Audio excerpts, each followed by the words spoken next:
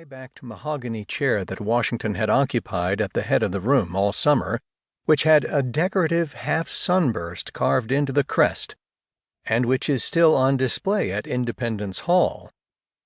Franklin remarked that painters often found it difficult to differentiate, in their compositions, a rising sun from a setting sun. "I have," he said, "often and often in the course of the session and the vicissitudes of my hopes and fears as to its issue, looked at that sun on the chair behind the President, without being able to tell whether it was rising or setting. But now, at length, I have the happiness to know that it is a rising and not a setting sun." Whatever sense of hope the founders may have felt at the new government's birth, almost none of them carried that optimism to their graves.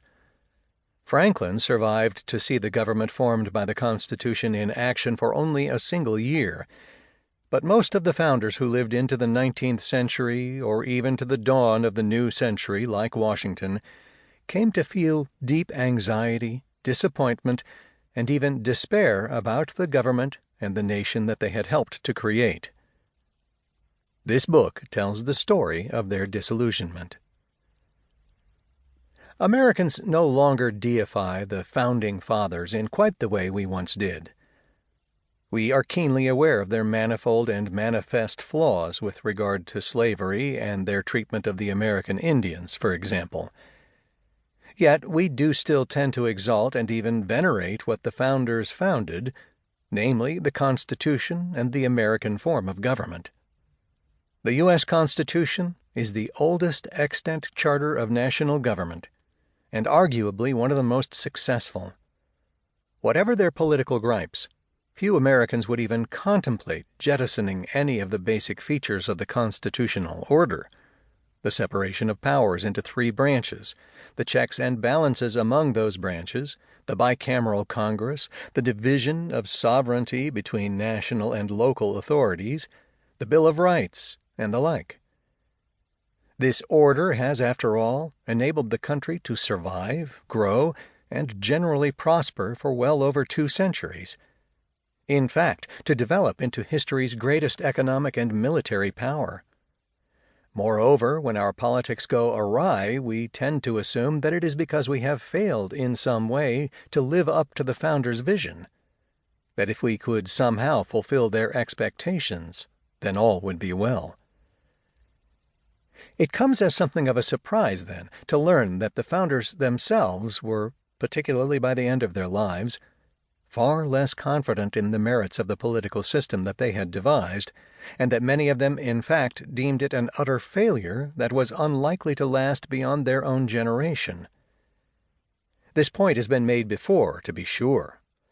No less an authority on the period than Gordon Wood has written that the bustling democratic society that the American Revolution unleashed was not the society the revolutionary leaders had wanted or expected. No wonder, then, that those of them who lived on into the early decades of the 19th century expressed anxiety over what they had wrought. Although they tried to put as good a face as they could on what had happened, they were bewildered, uneasy, and in many cases deeply disillusioned. Indeed, a pervasive pessimism, a fear that their revolutionary experiment in republicanism was not working out as they had expected, runs through the later writings of the Founding Fathers. Yet for all the tremendous amount that has been written on the Founders, the fact that most of them ended up disillusioned with the country that they created is a fact that is little known among the general public and seldom emphasized even by scholars of the period. It is admittedly impossible to canvass everything that has been written on the founding and the early republic within a single lifetime, but a reasonably thorough search did not yield a single book, article, or even book chapter that takes the disillusionment of the Fathers as its theme.